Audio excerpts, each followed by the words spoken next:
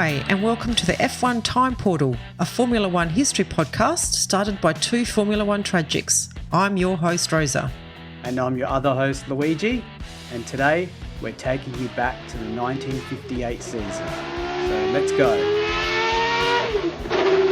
So, 1958 is the longest season of F1 so far. So with 11 races, including a couple of new races to debut in Portugal and Morocco, and as usual, we ignore that specific race we don't talk about. Yep. So we have 10 races in total. That is long. That's the longest one yet. And it took a long time to do this research, didn't it? Yes. It was an interesting year, though. Very interesting. Yeah.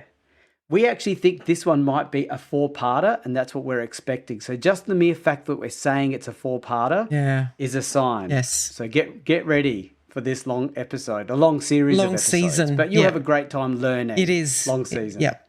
So there were some key changes in F1 in 58. Firstly, one being that the fuel companies pushed for the F1 cars to use commercial petrol. Now, they used the term commercial petrol, but what they really meant was aviation fuel. So this caused problems to the teams in particular.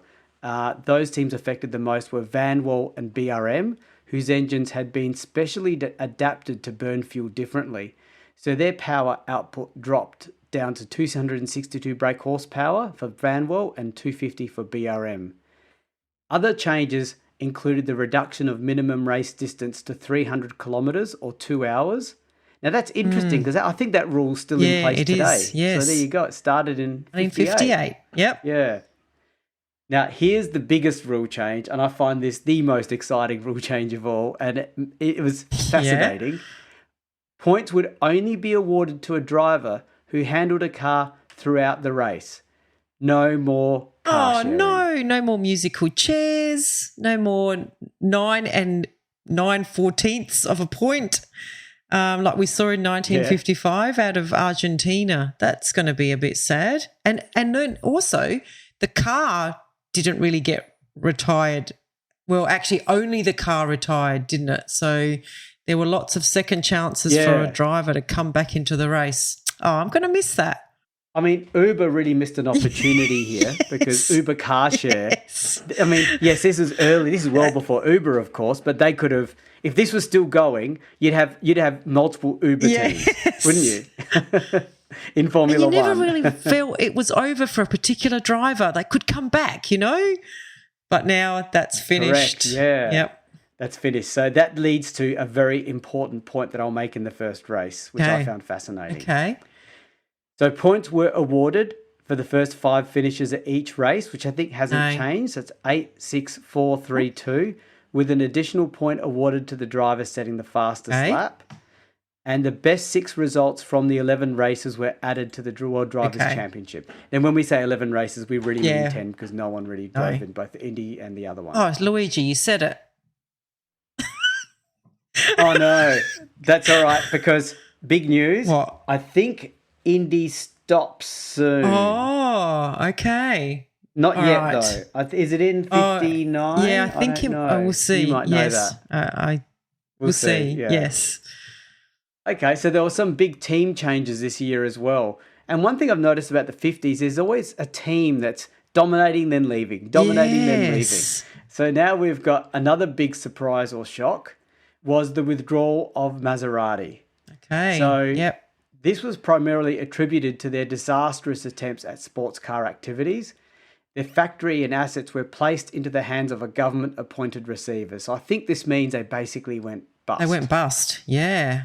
Well, as you said, I think last week, Luigi, if there's an old saying in F1, the best way to make a small fortune in F1 is to start with a big fortune. Yeah. Yeah. Ferrari went through 1957 without a win and they abandoned the Lancia Ferrari. So I think, they would have made big changes as well. And they launched, I think, a new car this year, did they? The Dino 246. I think it was named after Enzo's son, who died at the age of 24 in 1956. Yeah, so a bit of a sad reasoning for it, but I think the Dino name comes and goes in Ferrari's heritage. Yep. So interesting. So this is the first time it appears because his son obviously just recently passed. I think he may have had some sort of illness. Yes. Or disability. I'm not 100% I think you're sure. right. I think I've also read that he had like a muscular dystrophy. Yeah. So this Ferrari, the Dino 246, had the advantage of being designed to run on commercial petrol at the outset. So it had a very handy 280 brake horsepower. So you may recall the Van Walls and the BRMs were just 250. Yeah, you said 250. But so Ferrari ahead of 262 and 250. So quite a bit behind. Yeah. Ferrari, and also it's not just about power though. No, I know. But Ferrari ahead of the game for once. Yeah, that's right. The Coopers were still. Well, this is the era before aerodynamics as well, so they were in their home ground advantage where the aero meant nothing. That's right. You know? So Coopers were still F2 based and presented with a Coventry Climax engine, and being a rear engine car, were perhaps not taken quite as seriously as the other cars on the grid. So time will tell if that stays, that mentality. So another new car to appear with the Coventry Climax engine was Colin Chapman's new Lotus 16. So this car was similar to the Van Wall, which he had designed pretty much, and was a development of the F2 Lotus 12, which I'm assuming Colin designed himself. It had a unique rear layout and minimal frontal area. So Colin Chapman was clearly finding ways to gain a competitive advantage. So that was one of the things he really focused on.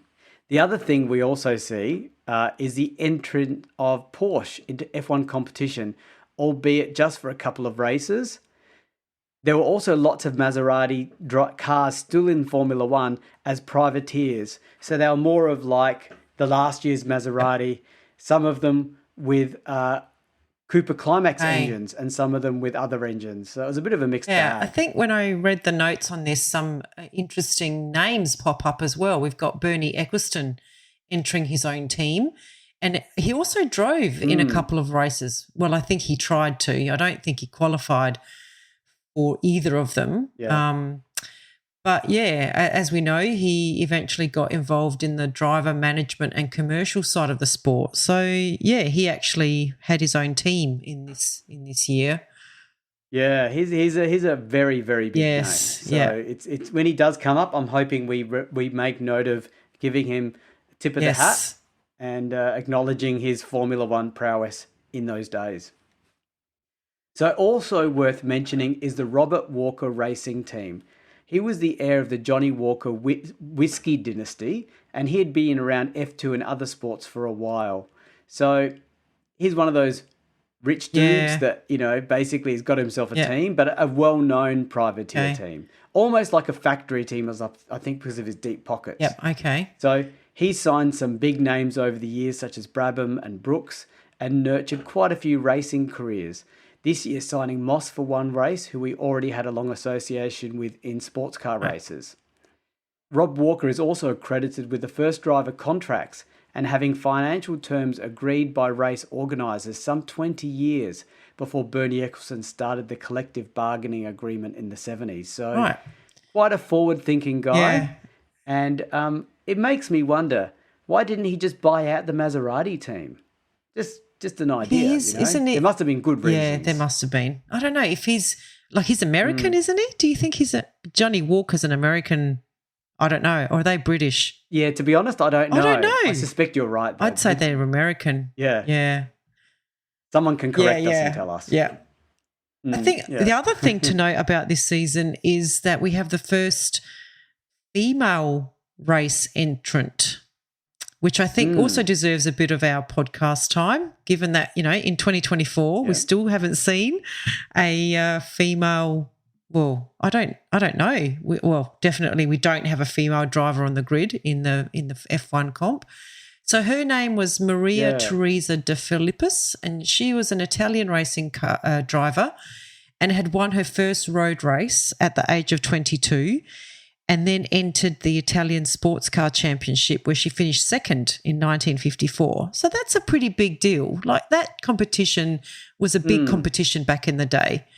So Maserati saw her talent and brought her into their works team. So again, that's pretty forward thinking by Maserati as well. And we'll talk more about her season a bit later on in the podcast. But, it's an interesting – I think she battled. Let's just say I think she battled a lot to try to get herself. Well, she was so far ahead of her time. It's unbelievable. Yeah. And you even hear about Formula One evaluating, and we don't want to get too caught up in this only because this is a history podcast, and unfortunately there's not enough female participation in the history of Formula One. But they talk about, women can't handle the energy, the upper energy strength required to drive an F1 car.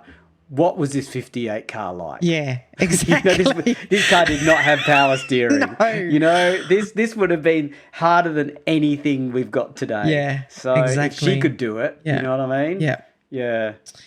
Yes. Interesting. So the other big news, Louis, is this is the first Formula One season in which a manufacturer's title was awarded. It's called the International Cup for F1 Manufacturers. A bit clunky, I think. But they later would be renamed to the World Constructors Championship. So interestingly, it makes you wonder all the championships it makes you wonder all the championships that weren't allocated up to this point. So I think Alfa would have won 2. Yes. Mercedes would have won 2. Ferrari would have won 2 or 3. Yeah, absolutely. Yeah. So interestingly, your favourite race and the one that we don't talk about in this podcast only counted towards the driver's title, not the constructor's title. Yeah, because they know it was not right. Yes, but I think you're right. It looks like the beginning of the end for that F1 race. I think. I mean, what's the point of having a race that doesn't count towards the constructor's title? I know, it's just silly. Yeah. And I mean, the mere fact that was it 53 or 52? I can't remember which year where they even had the F1 race at the same time as the IndyCar race, which doesn't make sense at all. Like if it's part of the championship, you don't have them at the same time. So yeah. So points were for the constructors' title, points were awarded to the first 5 finishers, the same as the driver's title. However, a manufacturer only received points for its highest place car. So if 2 cars finished, they only got points for 1 car. And only the best 6 results from the 10 races were added up. So a bit. That's interesting. Yeah, isn't it? Like they're not rewarding those teams that have reliability. No, but I guess also, I mean, remember some teams were able to field like 5 cars, and some teams are only able to field 2 cars. So I guess they try to take out the disadvantage of the of the smaller teams. I don't know, but they only got points for 1. Yeah, that's a good point. Yeah. So there's a lot to this intro, isn't there? So there are some driver changes this season and some big names making their debut for Formula One. The most notable is the retirement of Fangio pretty much at the end of last season, at the top where he belonged, winning his 5th World Championship. He would make a couple of appearances this season, but they didn't amount to much. Although he was notable in what he did achieve, but it was not the normal Fangio. He was obviously not driven. I mean, if you're not entering every race, why bother? Yeah. So with the exit of Maserati, Berra joined BRM. Well, that's interesting. So that was one big change. Ferrari, I think, kept their top 3 from last season. Musso, Collins and Hawthorn. Yes, and Trintignant is racing for the Rob Walker team. Jack Brabham is racing for the Cooper Car Company along with Bruce McLaren, another very big name in F1 as a driver, car designer, engineer and just, sort of inventor. Yes, so we'll talk about him. It's funny that both of them were, they're both in the same team. Isn't that funny? Yes, yep. So one interesting driver, Graham Hill, makes his debut for Team Lotus. And just for those of you to connect the dots, yes, Graham Hill is the father of Damon Hill. No spoilers here, I guess, but Damon Hill goes on to win the 1996 World Championship. So this is his dad. Colin Chapman wanted Graham Hill to forget about driving and concentrate on the mechanical side of things at Lotus. It was only when Hill threatened to leave that Chapman relented and offered him a driver's seat on the team. Wow. Isn't that fascinating? Yeah, very fascinating. Yeah. Yeah. So Moss, Brooks and Lewis Evans all stay on at Vanwall. And I think just one final note before we start getting into the races, this season was actually one of the most tragic seasons in Formula One's history. We have 4 drivers who die in 4 different Formula One races during the season. However, we will only talk about 3 of those because, one we don't cover. So, strap in, everyone. Okay. As you said, Luigi, people might need some tissues throughout this season. Yeah, and I felt it when I was researching this particular season. I was thinking, gee, this is a bummer. Well, but there are still some amazing things that happen that are positive. Yeah. But, there's a bit of that not positive feeling. Yeah, you don't want to hear about. We don't watch Formula One for the deaths. That's not what we're into. No. And now that we've done a few seasons, Louis, we've sort of lived these drivers' lives with them. We've come to know them. Or for me, I've come to know them, on a different level. Yeah. So when something like this happens to drivers that we know and have been talking about for 8 seasons, it kind of hits. Well, it hit for me anyway. Yeah, I think I feel the same way, and I think the listeners may feel the same. If they've listened to every episode to this date, they'll feel a connection to some of these drivers. So when suddenly the driver passes, especially if we've made jokes about them, there's an element of connection which is suddenly lost. I did feel like I was grieving a little bit while doing this episode, especially in such a reading it in such a concentrated way. Yeah. So, Okay, so we start with the Argentinian Grand Prix. This is race 1 of 10. It's January 10th, 80 laps and 10 drivers. So, again, not many drivers decided to travel the very long distance to the other side of the world. And the grid formation was 4 by 3 by 3 stop. As in, that's the 10 drivers. Okay, that makes sense. Yeah. Normally I'd say and so on, but there's no and so on. So the Argentinian race organisers were extremely low on cash. So up until the last minute, there was actually uncertainty if the race would even run. Wow. Well, the BRM and Vanwall teams weren't even there. They were struggling to get their engines to run on the new fuel. So this meant that this race, as you said, had the lowest number of entries of any Grand Prix in the history of the F1 World Championship. Isn't that interesting? And BRM weren't there to scoop it all up with their turn up at the last minute. No, too far to go. Yeah. So they couldn't drive with the fuel. So when the race was finally confirmed as being on, and I don't know by how much that was determined, like was that a week, a day? Yeah, a couple of hours. A few weeks. Yeah. Only Moss was able to drive and represent British honour in a privately entered Rob Cooper Climax. Yeah, so there's actually a very interesting story here. With the race set to be held in very hot conditions, as we're used to in Argentina, the race was shortened from 400 kilometres to 313. I think that also had something to do with the new rule about the 2 hours. So the shorter race led the Walker team to consider running the race without stopping for tyres. The car had 4 stud wheels, which would take almost 2 laps to complete a tyre change. So I think even the way their tyres were put on were very different. And this was much slower than the Ferrari and Maserati teams. So Moss and his team, therefore, started this kind of ploy to deceive the other teams. They started talking loudly and complaining about the tyre situation and how much time they would lose changing tyres, the whole time knowing they weren't going to stop for tyres. The games have started. So funny. Yeah, remember, I think even in Formula One, they used to, in modern era, if a team would rush out and pretend they were getting ready for a car to come into the pits, but they were pretending and then just walk back in again to try to trick the other team to do a pit stop. Yeah. The FIA banned that. Oh, what a party poopers. So I know, but this is hilarious what these guys are doing. Yeah. I love it. I love it. Me too. It's very funny. Yeah. So Ferrari were out in force at this race with their new Dino 246 for Hawthorne, Collins and Luigi Musso. The rest of the field was made up of privately entered Maserati. So every time we do mention Maserati, keep in mind that they're pretty much private entrants. And that included Fangio and Berra. So Fangio, I'm assuming, was there because it was the Argentinian Grand Prix. And he's probably counting for a lot of ticket sales. So for practice, Fangio even though he's sort of retired, he took pole with 1 minute 42. So he's not losing his speed. No. Followed by the Ferrari pair of Hawthorn and Collins. So they were 0.6 seconds back. And then Berra, a further 0.1 seconds back. And Moss qualified 7th out of the 10 cars. And his car did stand out because it was materially smaller than the rest, because the others were the big cars and he was in the Cooper, which is a small rear-engined car.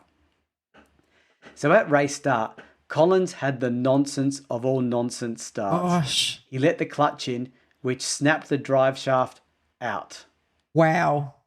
Now that actually means he's out. Like that is no spare cars to jump into, no switcheroonies, no musical chairs. I think this is the first kind of instant you're out retirement in Formula One history. And yeah, that's what I saw it as. Yeah. Well, it happened for a Ferrari team. Nice. Another record on the books. Yeah. on the start line straight away. That's why it's the nonsense of all nonsense starts. So this is where, again, we talk about how I'm applying some creative freedom here. This is where I think the first watch the race from the pit box comes from, because what else was Collins going to do? He was out. He couldn't get into anyone else's Ferrari. So was there a pit box in those days? I don't think so. There were no computers. So who knows? He stood by and watched the race, and he was the first driver to officially do that ever. Yeah. So to the race itself, Berra shot into the lead, but he could not keep Hawthorn and Fangio at bay for long. So soon after, Fangio took the lead in his retirement race, I guess you could say. But much of the attention was on Moss in the sprightly-looking Cooper. So Moss had actually crept up to second place. Remember, he started 7th after passing Musso, Berra and Hawthorn. So Moss's time is best reflected by his best time on lap 30, 1 minute 41.8. And this would have actually put him in pole position by 0.2 seconds and beat his own qualifying time of 1 minute 44. Wow, he's really in the zone. Yeah, very much so. And it took him a while to get there, but he did it during the race. About this time, Fangio needed new tyres, which opened the door for Moss to take the lead. Remember Moss with his little tricky strategy before? Yes. With Berra, Musso, Fangio and Hawthorn behind. Once in the lead, Moss pulled away. Berra spun away any chance he had of putting up a challenge. Remember, Berra doesn't win a race, so he's always in these situations. And I know. And Fangio's engine was not sounding healthy at all. As a result, the two Ferraris of Musso and Hawthorn moved up to 2nd and 3rd place. After 60 laps, Moss drove to protect his tyres, and he still had a 33-second lead over Musso. At this stage, the Ferrari team were not duly concerned, as they believed the Cooper would have to stop and do its super long pit stop.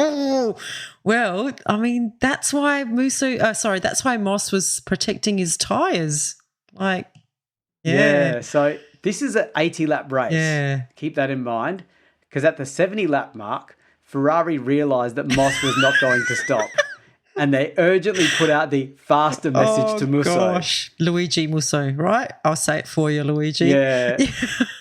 So I doubt. Yeah, thank you. I doubt Musso was cruising around, not chilling, but he needed that faster message. Yeah. So he was. How many seconds behind was he? He was. Let me look again. Well, 33 seconds at the 60 lap mark. Gosh. Yeah.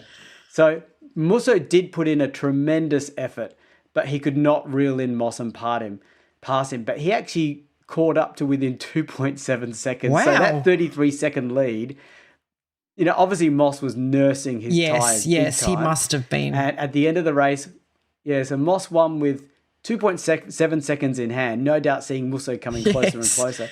And the canvas was actually showing on both his rear tyres. What an awesome drive by Moss to hold off such a fast-charging Musso in the Ferrari, and Ferrari being caught out by the strategy.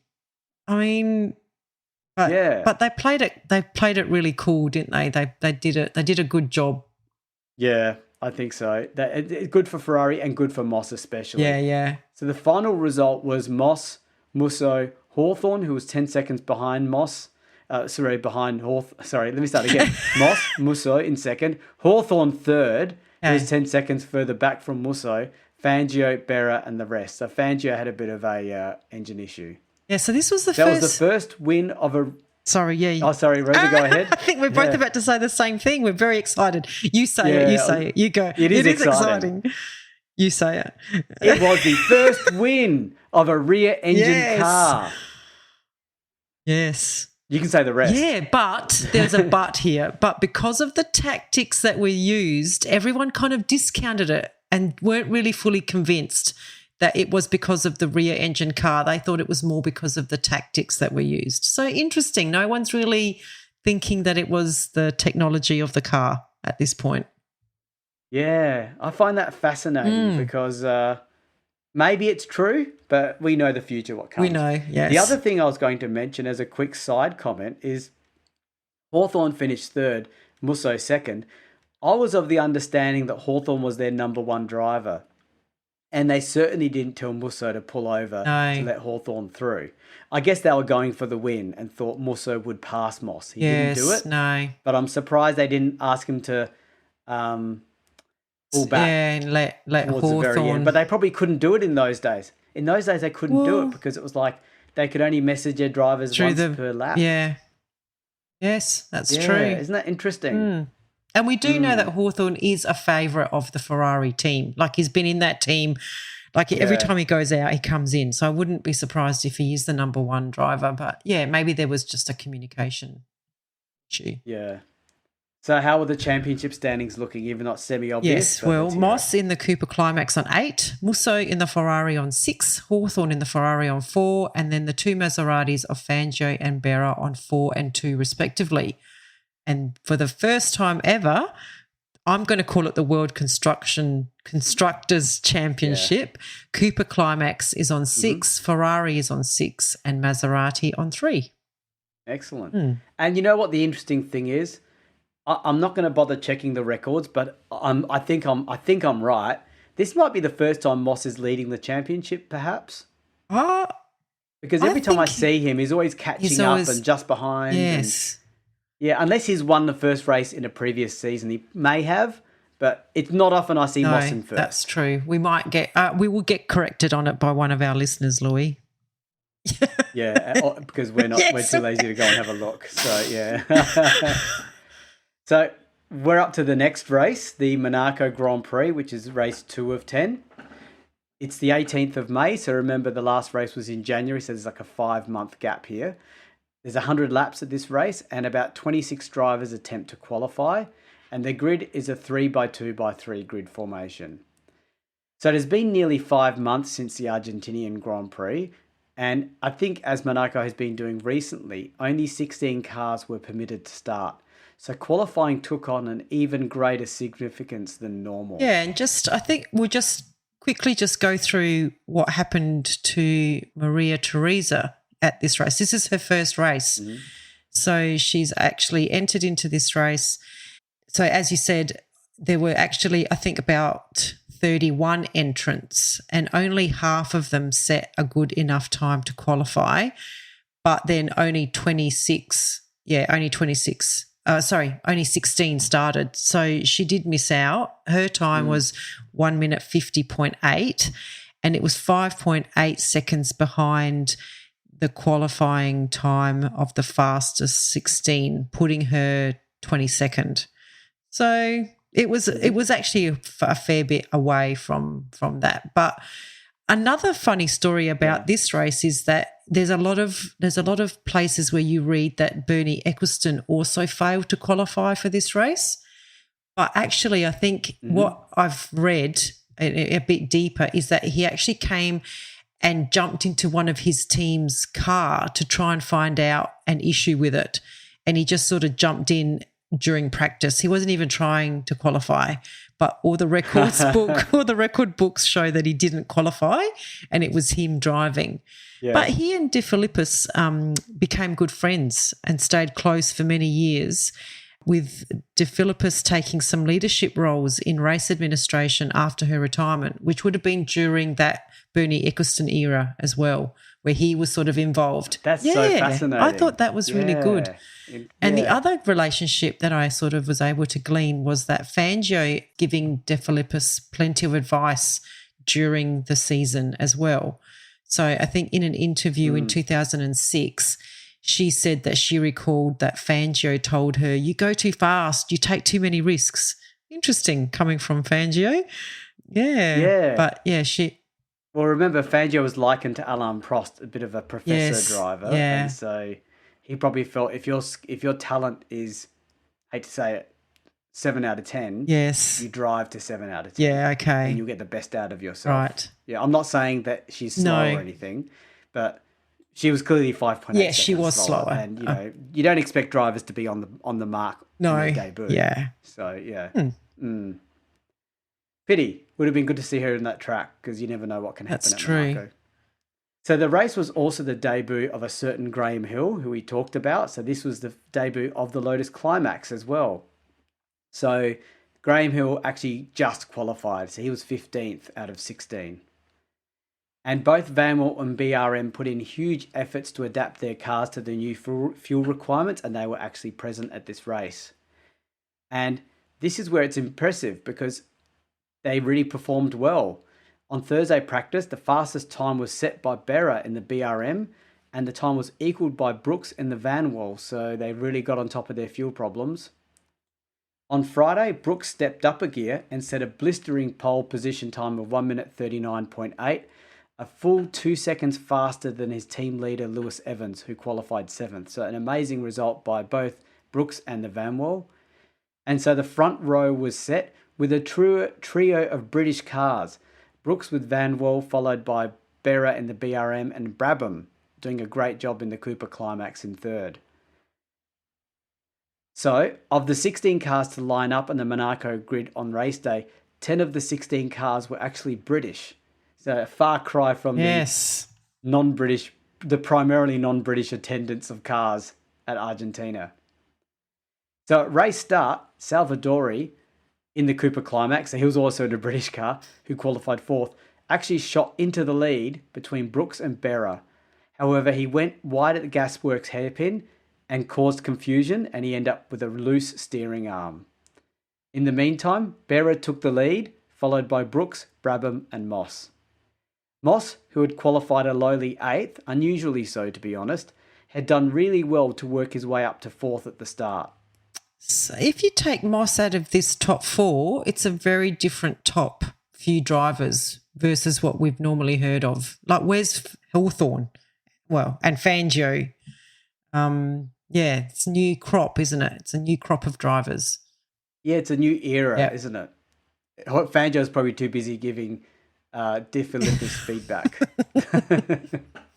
Too fast. So Hawthorn did qualify 6th, and Fangio did not even attend the race. He was just too busy doing his consulting services, maybe from a distance, or maybe he was there, I don't know. So by lap 8, Berra and Brooks began to consolidate their positions, but further back, Hawthorn was on a charge in his Ferrari and moved up into 3rd place. He wanted this to be a normal-looking top 3, not an unusual one.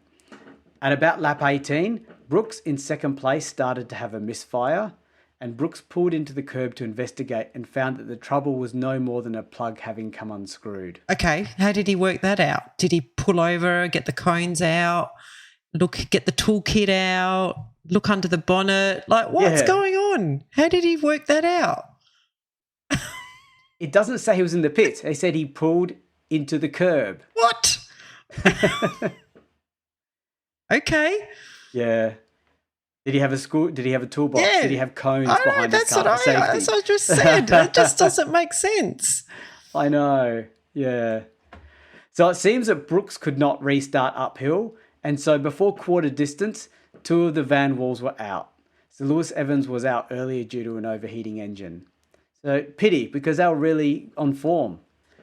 With these retirements, Trintignant in the Cooper Climax, who qualified 5th, was up to 4th, ahead of Musso, Collins and Von Trips. Meanwhile, up front, yes, Berra is still leading, with Hawthorn catching him and Moss in 3rd catching Hawthorn. On lap 27, Hawthorn took the lead as Paul Berra headed to the pits with brake troubles. and soon to retire. Yeah, that's the old new thing Berra, with like Berra every now, time he's isn't in it? the lead, something's going to happen and he's just not going to win a race. I know. And he's up there. He's very He's up there consistent. with the BRM as well. I know. And with the BRM. I mean, really, the other thing that yeah. Berra's done is he's made very, very good decisions about which team to drive for. He's driven for very strong teams every time he's switched. He's not really had a bad year, has he? Yeah, correct. No, you're right. So British dominance was fading, unfortunately, as Ferrari were running first, fourth, fifth and sixth. So despite Moss taking the lead on lap 32 from Hawthorn, I believe, it was not to be long as he was himself forced to retire on lap 38 with valve trouble. Oh, no. Like, as you said, Luigi, he was leading the World Driver Championship, and I can sense that retirement's going to be a pitiful. It's going to be pivotal and pitiful for Moss both. in this in this season. So Hawthorn retook the lead and was now 30 seconds ahead of Trintignont's Cooper. Then it was Hawthorn's turn to have problems, as on lap 46, he coasted to a halt with a broken fuel pump. It was then that a very surprised Trintignant moved into the lead, some 40 seconds ahead of Musso in the Ferrari. I know, Luigi Musso, right? That's right. Yes, that's right. This is the second race in a row when the faster sign came out for Musso. Musso really just needs to learn to drive fast. What's with this guy? Yeah, just stop cruising around Musso and go faster. Oh. But Trintignant was very comfortable with his lead in the car. Oh, that's hilarious. So only when Ferrari sense a weaker car is ahead of them do they pull out the faster sign. Or it might just be for Musso. I don't know. Yeah. Remember Musso is the driver that has a unique calculation method of championship points. Yeah. So, yeah. Maybe he needs to be just told everything. Yes. Yeah, like if he thinks he's got the right. Someone needs to tell him, no, Musso, you can't win the championship. You're 14 points behind, and there's only 8 points available for the race. Really spell it out. You can't win the championship. You have to put it on a sign, and then he'll react. You know. So we're only at 3/4 distance of the race. So there's been a lot of retirements and a lot of lead changes. So by lap 75, Trintignant was still 30 seconds ahead of the Ferrari pair of Musso and Collins. Graham Hill was out due to a broken drive shaft, so this is his debut and that's over. And this is the Lotus. The Lotus. Yeah. So the race was settled and Trintignant's consistent driving was rewarded with a win, followed by Musso and then Collins. Brabham came fourth 3 laps behind. Can I say it this time, Luigi? Can I say it? Trintignant was the first driver to win a race in Europe in a rear engine car, and it was his second GP win and his second at Monaco. I think he won in 1955 when he was driving for Ferrari, the year that Ascari had his accident and ended up in the harbour. Remember, Trintignant found himself in the lead after all of that mayhem. Yeah. So, and it was the second win in a row for the Rob Walker race team. So he's doing pretty well. Mm-hmm. And it's now starting to put some doubt on front engine cars because this is now the second win for a rear engine car. So, I wonder if Rob Walker should have secretly had someone scrub those rear tyres and show the thread to say, oh, it was the tyres again. It was just the tyres. Don't look here. Nothing to see here. Yes. So what's the championship looking like? So your hero and namesake, Musso, is in the lead now in the Ferrari on 12 points. Moss in the Vanwall on 8. Trintignant in the Cooper Climax on 8. Hawthorn in the Ferrari on 5 and Collins in the Ferrari on 4. And the constructors' title has Cooper Climax on 16, Ferrari on 12, Maserati on 3 and BRM on 2. Excellent. And just to clarify, Climax is like a general engine that multiple teams use. Yes. So I'm trying to think of what that is today. I can only think of the 80s and 90s where everyone had a Ford Cosworth engine. Right. And, all the middle teams. The main teams had their own engines, like Ferrari had a Ferrari and all that. So just to explain, what does that Climax mean? It just means an engine that's available to multiple teams, and they seem to be doing the best with it. All right. Well, we might leave it there for part 1 of 1958. like we said, a lot happens this season, and we've just had to rationalise the action a little bit over multiple parts. So we'll see you all next week when we will continue 1958. Okay, Bye, everyone. We have a Patreon. Yay, we're a professional podcast now. So it means a lot to us if you are able to support the F1 Time Portal podcast. For a small monthly fee, you not only get ad-free podcast content, you will also receive special episodes that are exclusively uploaded for our Patreon financial supporters. We promise at least 2 additional exclusive episodes each month aligned to the decade we are up to in the show. And you will also be able to make suggestions about any special episodes you may want us to research and present. We can't promise that we can do all of them, but we will consider them. So, if that sounds like an entertainment bargain to you, go and sign up at patreon.com/F1 Time Portal today. If you're enjoying our podcast, please tell your friends and non-F1 friends alike. Yeah, and don't forget to rate us 5 stars or whatever highest is available on the podcast platform that you use. We have a range of social media handles for you to connect with fellow listeners, so look up F1 Time Portal on all the usual platforms. Or visit us at www.f1timeportal.com or email us at f1timeportal@gmail.com. We would like to give credit to our primary reference materials, a series of books called Grand Prix by Mike Lang. We also use many other written and digital references, which are in our show notes. Thank you for your support. Thank you.